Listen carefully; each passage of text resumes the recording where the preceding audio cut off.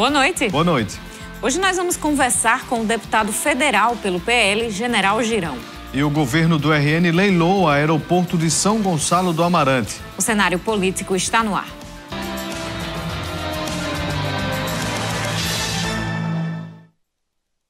Sextou, minha gente. Começando o programa desta sexta-feira. Hoje nós temos aqui a presença do deputado federal General Girão. Já está aqui no estúdio com a gente. Temos muito assunto para conversar e vamos trazer, inclusive, um assunto sobre um projeto interessante que foi lançado agora há pouco lá na UFES, a Universidade Federal Rural do Semiárido, com emendas do deputado General Girão.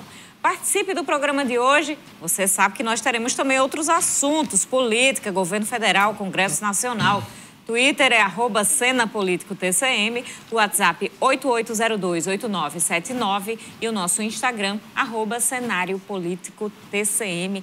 Participe com a gente. Boa noite, Vanúvio. Boa noite, Carol. Boa noite para você, minha amiga telespectadora. Boa noite para você, meu amigo telespectador. Estamos começando mais uma edição aqui do Cenário Político TCM, ao vivo para toda Mossoró e várias cidades que possuem os serviços da TCM. A gente aguarda a sua interação nesta edição de sexta. Vamos já com a informação. A Universidade Federal Rural do Semiárido, a UFERSA, deu o pontapé para um projeto muito esperado: a criação de um núcleo de ecoterapia, método que utiliza cavalos para o tratamento complementar de casos como autismo e síndrome de Down.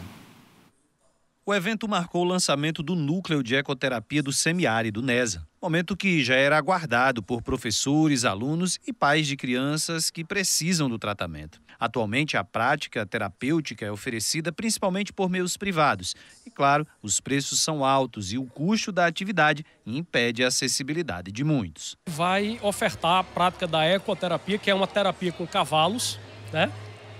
Sobretudo para crianças que têm alguma necessidade especial, sobretudo pela incidência hoje em dia muito grande, a questão do autismo, né? Mas não só o autismo, também paralisia cerebral, síndrome de Down. É um projeto que leva a universidade para a sociedade, eu posso dizer para o mundo, um projeto de referência de alternativa de enfrentamento do transtorno do autismo, né? Então, e mostrar para a sociedade que todas as pessoas com suas eficiências, elas podem superar com alternativas. O principal objetivo do núcleo é proporcionar atendimento gratuito por meio da ecoterapia e ainda introduzir o hipismo como modalidade esportiva no campus da universidade. O projeto é considerado pioneiro na região de Mossoró, por ser o primeiro centro desse tipo em uma instituição pública. O evento de lançamento contou com a presença de vários convidados, pesquisadores, professores da área e políticos da região. O deputado General Girão, do PL, esteve presente como um incentivador do projeto, por ter destinado emenda para a criação do núcleo. Auditório lotado para o lançamento de um projeto que trata sobre saúde e qualidade de vida, mas vai além. Trata também sobre um tema que precisa ser ainda mais debatido: o tema da inclusão. Sabemos o quanto é dificultoso algumas famílias terem acesso aos serviços ofertados pelo SUS.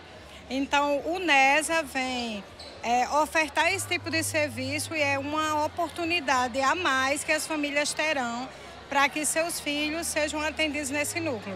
A ecoterapia ela é um método terapêutico e educacional que vai utilizar o cavalo como um recurso, como um instrumento cinesioterapêutico para produzir os mais diversos benefícios de interação social, de autonomia, de força, de equilíbrio. De acordo com os coordenadores, o terreno para a construção já está garantido e a expectativa é que em cerca de 12 meses o projeto já comece os primeiros atendimentos. E já a previsão, inclusive, de primeiros atendimentos. Vamos então falar sobre o assunto com o General Girão, que trouxe as emendas aí para concretizar esse projeto tão interessante realmente. Deputado federal General Girão, boa noite, muito obrigada pela presença. Qual o valor em emendas para a realização desse projeto de ecoterapia aqui na UFES? Boa noite a todos. Sempre uma satisfação voltar aqui para a TCM, voltar a Mossoró, voltar à região oeste do estado.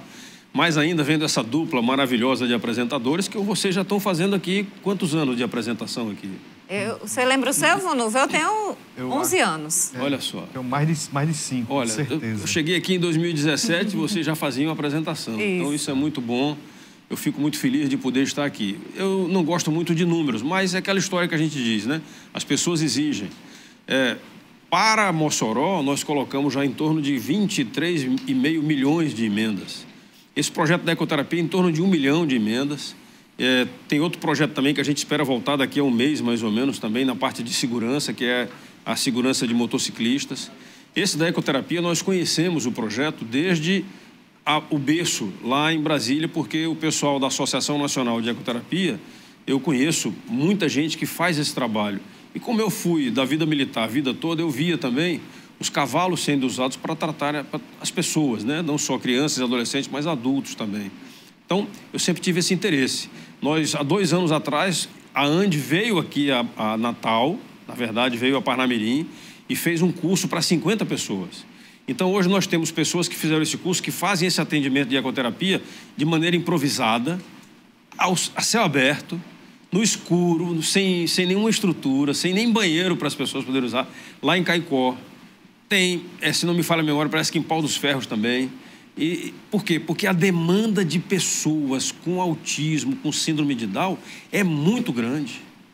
Um dia eu saí daqui de Mossoró, quase um ano atrás, quando cheguei em Apodi, tinha lá um grupo de mães reunidas que convidaram a gente para ir conhecer. Mais de 100 famílias que têm pessoas com autismo. Então, sinceramente, o poder público precisa assumir o seu papel no tratamento, no cuidar dessas pessoas. Essas pessoas, elas estão ficando fora de uma rede de atendimento. Normalmente, elas não têm como pagar um plano de saúde. Então, quem tem que assumir é o governo do Estado, são os governos municipais e, com certeza, a bancada federal pode ajudar com emenda parlamentar para a saúde, especificamente para fazer a criação dos centros de referência e o centro de atendimento. Hoje foi o lançamento, mas como é que vai ser a etapa por etapa até o atendimento, de fato, a quem precisa? Olha, na verdade, a UFESA vai construir um picadeiro.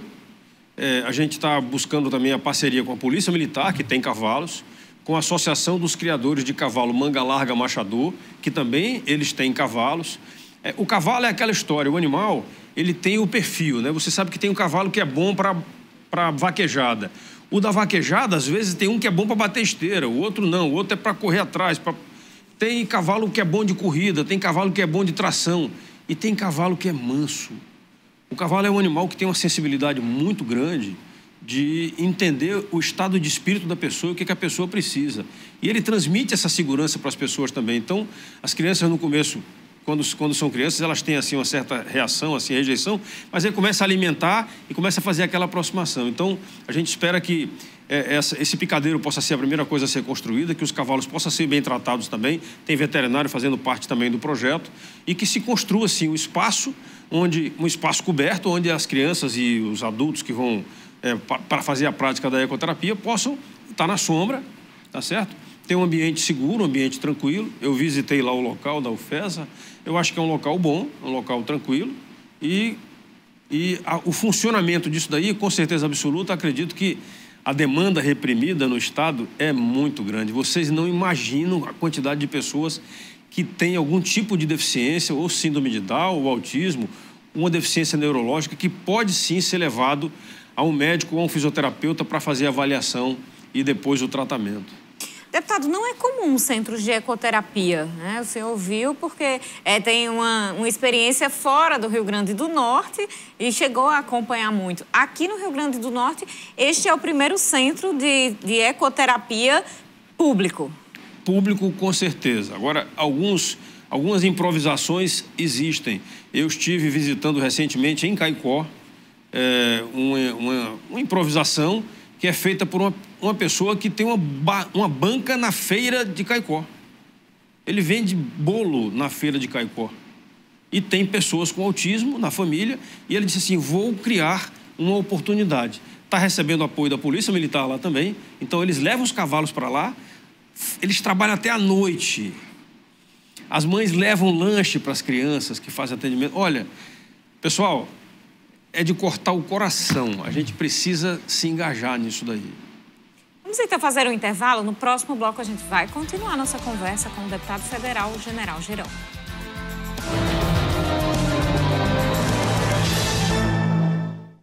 Voltando com o nosso programa desta sexta-feira, estamos recebendo aqui o deputado federal General Girão. Se você ligou agora, já sabe que pode participar através das nossas redes sociais, Twitter, Instagram, também o WhatsApp disponíveis para você fazer sua pergunta para o nosso convidado ou trazer seu comentário sobre qualquer assunto que envolva política que você queira trazer aqui no programa de hoje. Interaja com a gente. Preciso mandar o alô aqui, Carol, do Ismael. Tá mandando um abraço para o Janilson Maiado. Está nos acompanhando aonde? BH? BH, Carol. Todas as noites ele escuta aqui e eu já ouvi mensagem do Janilson lá na 95 de 5 horas da manhã. Eu acordo, ligo o rádio e ele está lá mandando alô para Fabiano Júnior. Então é ligado, é ligado. Ligado direto o tempo todo, tanto na rádio quanto aqui na TCM. Vamos de informação. O aeroporto de Natal, em São Gonçalo do Amarante, foi arrematado por 320 milhões de reais pela empresa Zurich Airport International, em um leilão de relicitação. O leilão foi conduzido pela Agência Nacional de Aviação Civil, a ANAC, na manhã desta sexta-feira em São Paulo, na B3, que é a Bolsa de Valores de São Paulo. Segundo o governo do estado, o lance de 320 milhões para o Aeroporto Internacional de São Gonçalo do Amarante está 41% acima do valor mínimo para o terminal. A vencedora do leilão foi representada pela corretora Nexion Investimentos. O ganhador deverá cumprir as obrigações prévias para então proceder à assinatura do contrato. A partir da assinatura, são feitos os pagamentos de outorga e, finalmente, será iniciada a eficácia contratual. A governadora Fátima Bezerra participou do evento acompanhada pelo vice-governador Walter Alves e por equipe do governo. Há 2 anos, a operadora Inframérica comunicou a devolução da administração do aeroporto. Em junho de 2021, a Agência Nacional de Aviação Civil aprovou as minutas do edital e do contrato de concessão para a relicitação do aeroporto de São Gonçalo do Amarante. Vocês veem aí nesse resuminho do histórico que a gente traz, que o aeroporto de São Gonçalo do Amarante já faz muito tempo que precisa de um jeito. Aproveitar aqui a presença, né, Vanúvio? General Girão, qual é a opinião do senhor sobre o aeroporto de São Gonçalo do Amarante, essas dificuldades na licitação, relicitação e agora o arremate no leilão? Olha, a primeira coisa que eu quero dizer para vocês é o seguinte: eu lamento que tenha sido feito de forma errada no começo. As informações do edital não foram fidedignas ao que se demonstrou e a empresa teve todo o direito de questionar o edital e questionar a licitação e de pedir a desistência da gestão. O segundo é que, ainda bem que demorou um pouco para ser feita a licitação, porque foi feita agora no momento que o aeroporto voltou a ter uma demanda, vamos dizer assim, média, muito melhor do que estava antes. Então, com certeza, esse valor obtido aí foi um valor que eu não esperava que fosse tão alto esse valor. Então, fico feliz com isso. Eu espero que isso possa trazer, sim, investimentos para o aeroporto, para nós termos melhores condições de receber os turistas aqui, que nós possamos voltar a ter, por exemplo, os voos charter, com certeza absoluta. O aeroporto, que eu uso muito lá, por conta das viagens nossas aí, o aeroporto ele tem, sim, umas demandas, a gente não é bem servido ali, você não tem facilidades ali, você não tem uma farmácia, você tem algumas dificuldades no aeroporto, inclusive de operação. Então, eu espero, sim, que o aeroporto possa trazer melhorias para nós, tá certo? E lamento somente que a infraestrutura em volta, né, a estrada que foi feita ali no entorno está ruim, o acesso do aeroporto por Macaíba agora é em função da paralisação das obras da BR, da Reta Tabajara, que agora virou um caos. A Reta Tabajara hoje estava um caos, hoje não, ontem também. Estou 2 dias seguidos passando por lá. E com certeza amanhã vai estar do mesmo jeito. Por quê? Porque a obra está parada desde novembro e agora não tem dinheiro para poder concluir a obra esse ano. A nova licitação da parte central de Macaíba é só no ano que vem, porque vocês lembram, a governadora fez o favor de convencer aos 10 federais, menos um, que fui eu, a tirar a emenda de bancada de 17,5 milhões para comprar vacina Sputnik, que não precisava. O dinheiro não pôde ser usado e não pôde retornar para a Reta Tabajara. Então, agora, nova licitação somente no ano que vem, para concluir a parte principal da obra, isto é, o gargalo ali na parte central de Macaíba, onde fica aquele posto de gasolina, aquela área mais baixa. Isto é, vamos aguentar mais esse ano e no ano que vem Deus sabe até quando, para que a licitação seja feita e a obra possa vir a ser concluída. Vamos falar de política, deputado, porque o senhor, por diversas vezes, concedeu entrevistas aqui ao cenário político por meio virtual durante o período da pandemia e o jogo mudou. O senhor era governista, né, no governo Bolsonaro, agora é oposição no governo Lula. E como é que fica a posição política do senhor na Câmara Federal, tendo em vista já esses primeiros movimentos? Passaram 5 meses, mas parece que passou bem mais tempo devido aos acontecimentos. Como é que está o mandato do senhor? O tempo está passando muito rápido, sinceramente. Olha, ser oposição responsável, crítica, propositiva, tem o seu lado bom também, né? Eu quero dizer que eu serei oposição sempre que a intenção for uma intenção contrária ao que a gente entende de ser o melhor para a nossa sociedade. Exemplo, eu votei contra o PL da censura e vou votar contra o PL da censura. Não tem que ter censura nas redes sociais como eles estão querendo fazer. O Código Penal, ele já enquadra, se você fizer algum tipo de ameaça ou incitação ao crime, já existe a punibilidade para isso. Basta que haja agora o acompanhamento. A PEC da censura quer trazer uma censura prévia e já está acontecendo, veja só, antes mesmo da aprovação da lei.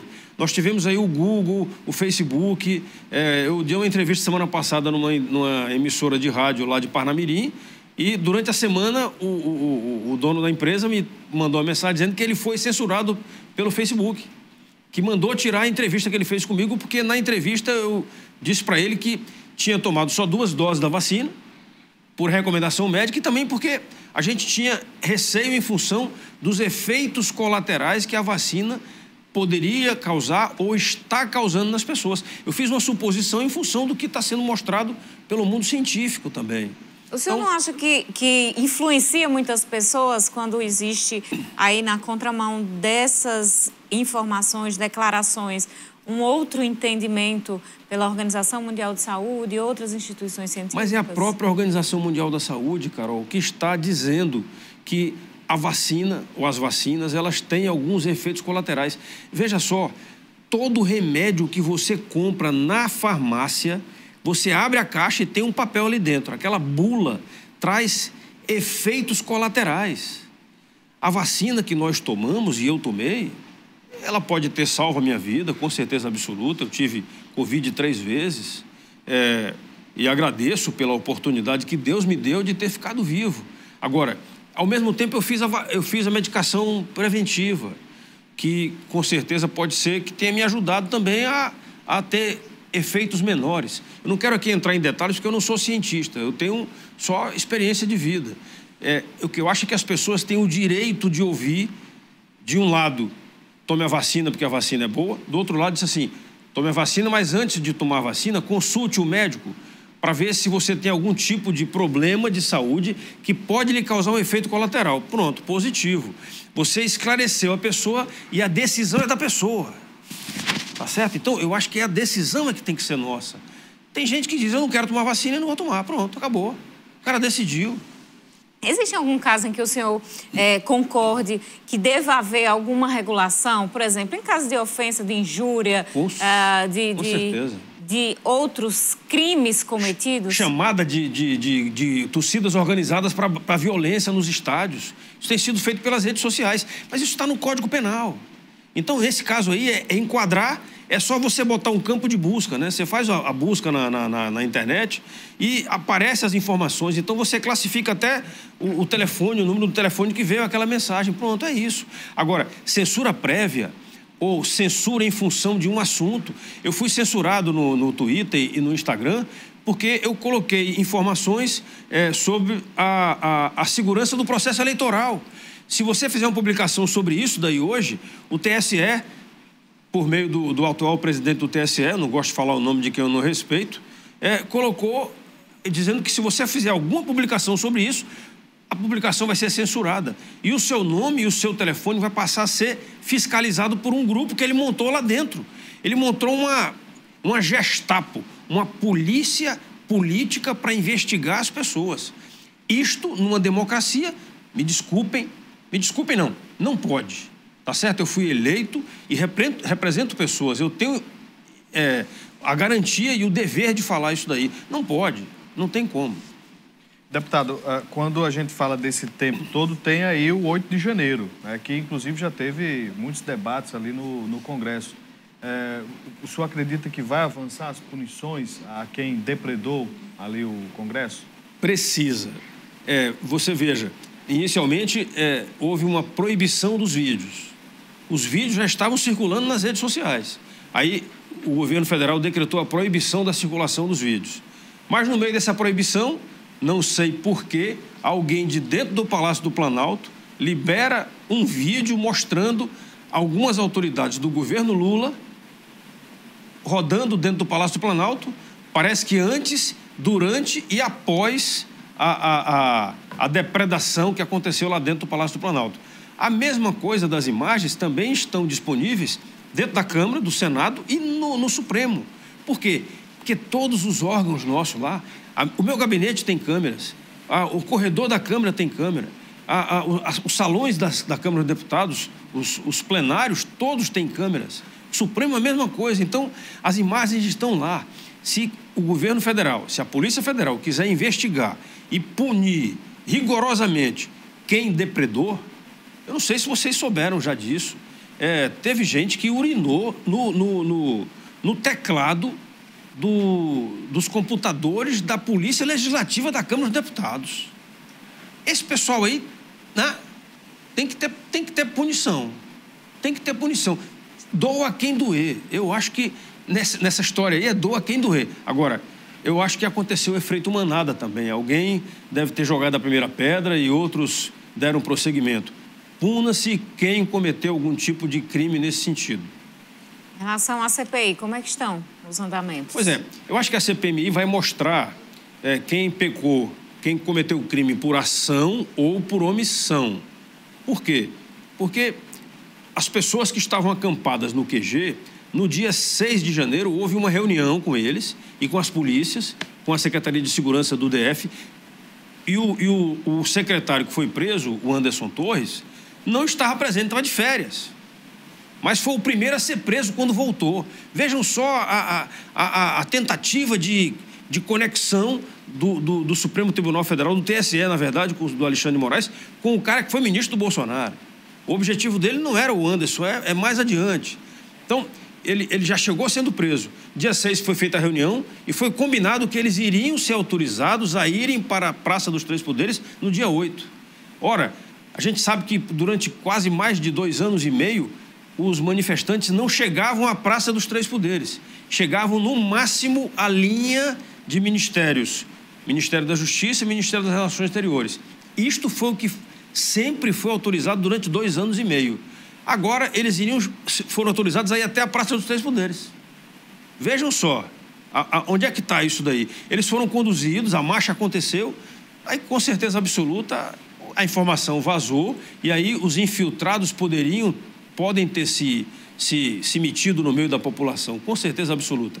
Eu fui secretário de Segurança, sempre fui contra as manifestações, mas sempre deixei claro, quando tiver manifestação, se aparecer alguém mascarado, chama, junta um grupo, a gente tinha um pessoal, junta o grupo, chega, quem é você? Quem é que está de máscara? Tira a máscara, tira o capuz, não tem que se esconder. A gente está fazendo uma marcha pacífica, não tem que ter, né, alguém esconder o rosto.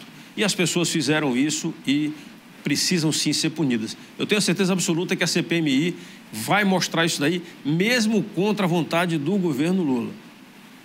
Deputado, em relação à economia, a gente teve aí nesses primeiros meses algumas definições, tentativas de definições, porque ainda vão passar, pelo menos o arcabouço fiscal ainda passa pelo Congresso, ainda tem toda uma questão, toda uma discussão.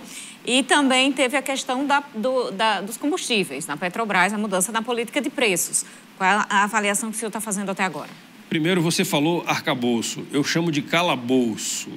É algo tão profundo e tão escuro e úmido que realmente não tem como sair alguma coisa boa dali.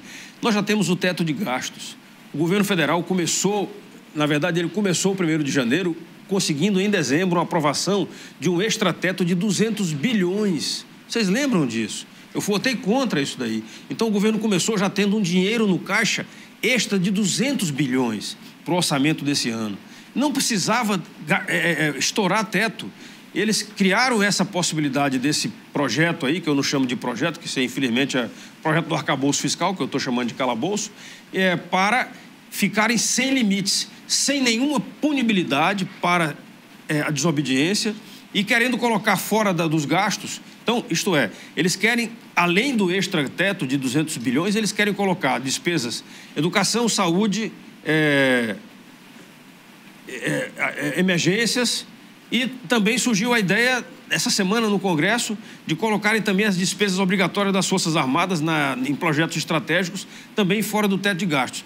Com isso, o nosso orçamento desse ano de 2023 vai ser um rombo tão grande que a repercussão futura é o quê? A gente já sabe, falta dinheiro no mercado. Cresce os preços, tem a proibição do reajuste salarial, então é arroxo salarial com excesso de gasto por parte do governo. A gente sabe onde é que isso vai acabar, onde é que isso acabou com esses governos passados do PT. Estimula a corrupção. Então, enquanto for nessa toada aí, eu sou contra. Manter o teto de gastos é melhor. Eu votei contra, mas foi aprovada a urgência. E a gente vai para o embate lá na Câmara, vamos para a discussão. Eu sei que tem muitos partidos recebendo dinheiro, ofertas de cargos ainda, dinheiro de emenda sendo liberado. Olha, pessoal, a imprensa do Rio Grande do Norte, com muito orgulho, me considerou como sendo o deputado campeão de emendas aqui. Foram quase 250 milhões de emendas nos 4 anos de mandatos.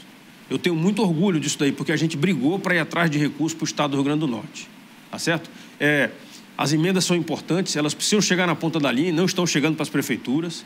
Agora, a emenda é orçamento, ela foi aprovada no orçamento. Não existe bondade do governo federal de liberar emenda para a gente. É obrigação. Hoje eu ouvi reclamações de vereadores de que tem emenda impositiva destinada, por exemplo, à PAI aqui de Mossoró, que a prefeitura não está liberando. Olha, prefeito Alisson sabe que é responsabilidade. Emenda impositiva tem que ser liberada. O coronel Azevedo, que é nosso parceiro e deputado estadual, foi a governadora Fátima, de um jeito bastante forte no final do ano passado, e a governadora liberou as emendas impositivas dele, mas não queria liberar. Então, é isso. A gente pode ser diferente ideologicamente, diferente em legenda partidária, mas existe uma coisa chamada lei. A lei tem que ser cumprida. Vamos então fazer um intervalo. No próximo bloco a gente tem mais conversa em relação ao Congresso Nacional e também a sua participação.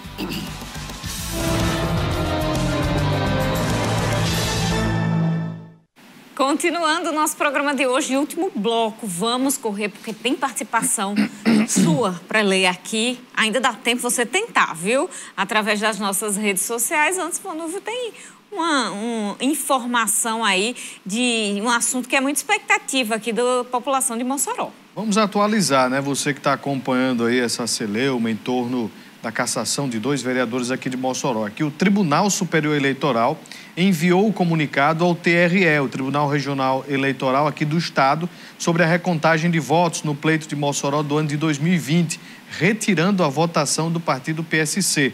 A partir da notificação, deverá ser publicado nos próximos dias o edital de convocação para a recontagem de votos da eleição a vereador de Mossoró, lá de 2020. Com isso, será cassada a chapa, incluindo os vereadores Lamarque Oliveira e Naldo Feitosa. O trâmite que a gente viu acontecer recentemente com Larissa Rosado. Semana passada. Deverá se repetir agora com o PSC. Portanto, Carol, como a gente disse, o comunicado, a decisão do TSE, comunicado ao TRE, esse comunicado é repassado ao cartório eleitoral, 34ª Zona, e aí, semana que vem, a gente vai ter mais informações sobre isso.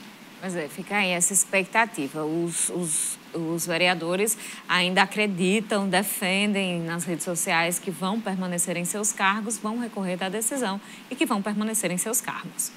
Vamos voltar à nossa conversa com o General Girão, está aqui com a gente. Mande aí sua pergunta. Já tem pergunta. Marcos Galdino hoje está assistindo feliz, viu, Vanúvio? Faço já o seu questionamento, Marcos. Olha, deputado, a gente vê lá na Câmara dos Deputados, também no Senado, uma base inconsistente do presidente Lula. Inclusive, ele tem lutado aí para conseguir passar algumas matérias. Como é que o PL, como é que a oposição está trabalhando, aproveitando-se dessa fragilidade e trabalhando o trabalho da oposição? Olha, nós temos o trabalho diário, reuniões semanais, tem reuniões no Senado e reuniões na Câmara também. E tem reuniões em conjunto. Então, acredito que as reuniões nossas, elas estão voltadas para alguma coisa que seja de construção de algo para o Brasil. O que nós temos visto do governo Lula III, eu estou falando Lula III porque ele esteve com o rei Charles III, né? Então, ele, como imperador, é o Lula III. O governo Lula III, até hoje, não mostrou nada que preste. Ele só está colocando decretos desconstruindo o que tinha sido feito por Bolsonaro. E nesse cozimento, nós tivemos, por exemplo, a proibição dos atiradores, colecionadores e caçadores de poderem portar a sua arma e também os clubes de tiro funcionarem. Isso causou um desemprego, está causando ainda um desemprego muito grande no país. Nós fomos ao ministro da Justiça, ele nos garantiu que iria rever o processo, queria publicar uma nova medida provisória, ou melhor, queria publicar uma medida provisória anulando o decreto que tinha sido publicado no 1º de janeiro, criou um grupo de trabalho para definir como é que seria essa medida provisória, e aí esse grupo de trabalho era para ter apresentado o relatório já há 3 semanas. Então, ele está fazendo um cozimento com a gente. Por quê? Porque nós fizemos um projeto de decreto legislativo que pode derrubar o decreto presidencial. Existe para isso o PDL. Então, estamos com ele pronto. O PDL que derrubou o marco do saneamento, que ele queria mudar, a lei aprovada, eles quiseram mudar por decreto. Aí nós botamos um PDL e derrubamos essa insegurança que ele causou em termos de saneamento dos pequenos municípios, principalmente. Então, o que está acontecendo é isso. O governo não tem consistência de mostrar projetos, o governo não tem base eleitoral dentro do plenário da Câmara de maneira nenhuma, porque a Câmara tem sim um viés conservador muito forte. No Senado ele ainda tem maioria, mas a gente está recebendo algumas sinalizações de que alguns senadores podem vir para o nosso lado também. Então, a política é feita de conversas legais, não conversas por baixo dos panos. A gente precisa ter mais gente fazendo esse tipo de política. Acredito que a gente consegue. Enquanto isso, o governo está com 5 meses de existência sem mostrar efetivamente nada. Não teve nenhum projeto, por exemplo, para desarmar bandidos. O desemprego, nesses 5 meses, virou a bandeira de novo. Por quê? Claro, as empresas estão fugindo, o investidor está fugindo também. O interesse de trazer recursos para o Brasil, ele está em função da insegurança jurídica. Julgamentos estão sendo feitos para descondenar as pessoas. Você vê o cara, o ex-governador do Rio de Janeiro, condenado a 420 anos. O cara está solto. Como é que pode um negócio desse? Então, a justiça precisa, sim, eu acredito muito na justiça brasileira, a justiça precisa mostrar, sim, que tem o seu valor, desde o juiz de primeira instância. Uma coisa que o presidente Bolsonaro tentou, mas não conseguiu, foi baixar o preço da gasolina. Mudou a política de preço da Petrobras agora. Qual a opinião do senhor? Pois é, eu confesso para vocês, eu não tenho vergonha de dizer isso daí. Eu ouvi já opiniões contrárias a essa definição da mudança da política de preços.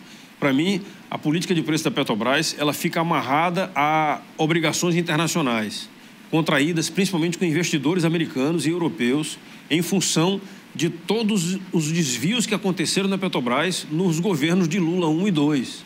Então, hoje ainda não tenho opinião formada sobre isso, praticamente isso aconteceu agora no meio da semana. Eu espero, se o preço tiver que baixar, por que não reduz o ICMS? É simples. Reduz o imposto como o Bolsonaro fez, ele baixou reduzindo os impostos. A governadora Fátima aumentou o imposto, aumentou o ICMS em 3%. Então, acho que a gente tem que rever talvez a política de impostos. Por isso que é mais importante que a Câmara tivesse hoje discutindo, não essas coisas de revanchismo, mas discutindo a reforma tributária, criando uma discussão para a reforma fiscal, para que a redistribuição dos recursos federais ela possa acontecer para os municípios. A gente fica sabendo, com certeza, conversando com os prefeitos que nos procuram nos gabinetes, Prefeito nenhum hoje tem capacidade de investir, tem recursos municipais em condições de investimento. O prefeito Alisson, com certeza, nos procura dizendo: general, eu tenho um projeto aqui assim, o senhor tem como apoiar? Prefeito Natal, a mesma coisa. Eu enxerguei isso em Natal com o prefeito Álvaro Dias em 2019 para 20. E passei a apoiar o prefeito Álvaro Dias em Natal. 52 milhões eu coloquei para Natal, de recursos do meu mandato. Então, um prefeito que é apoiado por um federal ou por 2 ou por 3, ele tem condição de fazer investimentos para o município dele. E com isso ele vai ter facilidade de qualidade de vida para as pessoas. Deputado, dentro da bancada do PL ali na Câmara dos Deputados, eu tenho percebido, do Rio Grande do Norte, eu tenho percebido que em 2 projetos, em 2 temas assim, comentados importantes, tem um deputado que está votando diferente dos demais. Dos 4, tanto na urgência do arcabouço agora, quanto no PL das fake news ou PL da censura, Robson Faria votou diferente de João Maia, General Girão e o Sargento Gonçalves. Isso tem sido percebido, conversado, ou existe algum atrito dentro do partido em relação a esse posicionamento dele, ou existe a liberdade? Não. Olha, eu acredito que o mais sério disso tudo é o seguinte: o partido, liderado pelo presidente Valdemar Costa Neto e pelo líder na Câmara, lá, o deputado Altineu, o partido fecha a questão em relação às votações no mérito. O mérito, a questão é fechada. Então, todos nós votamos no mérito contra o PL da censura e para derrubar o que o governo tinha feito em relação ao marco legal do saneamento. Essa situação agora em relação ao arcabouço, a gente ainda está discutindo se é possível melhorar alguma coisa, quase que deixando igual o que era antes, né? Por quê? Porque a gente já não quer mais dar um cheque sem fundo para um governo que não colocou nenhuma punibilidade caso eles desobedeçam as restrições que o projeto tem que ter. Você não pode liberar recursos. É como se você, na sua casa, você tem o seu salário, você tem a sua perspectiva de ganho. Aí o arcabouço diz o seguinte: não, veja só, eu vendo melão, mas eu tenho expectativa, eu não plantei para 3 hectares, eu plantei para 1 hectare, mas eu vou considerar que eu plantei para 3 hectares e vou colher para 5. E aí eu quero gastar em função de colher para 5. Esse é o projeto do arcabouço fiscal. Aí não dá para você acreditar no governo que faz isso. E se não der certo o meu planejamento de arrecadar um plantio para 5, eu não mereço punição nenhuma. O governo que não administra corretamente, ele tem que ser punido. Na verdade, se nós tivéssemos um parlamentarismo no Brasil, o governo que não consegue cumprir as suas metas, o parlamento dissolve. O primeiro-ministro perde o cargo e coloca outro. É isso que tem que ser. Então, eu acredito que a gente está evoluindo a política no Brasil. Acredito que a gente precisa também de uma reforma política. Não sei se esse mandato, se essa legislatura a gente consegue fazer, talvez, depois do 3º ou 4º ano.